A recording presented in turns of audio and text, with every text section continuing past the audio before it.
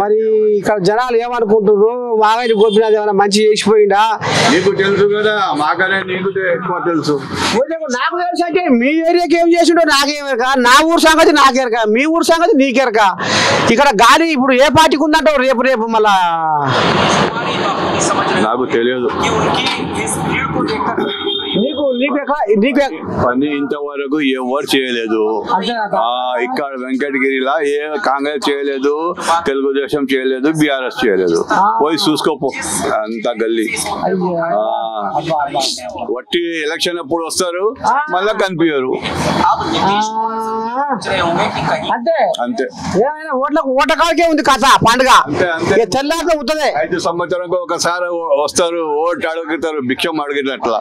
మళ్ళా తర్వాత ఎక్కడ ఉన్నారు తెలియదు.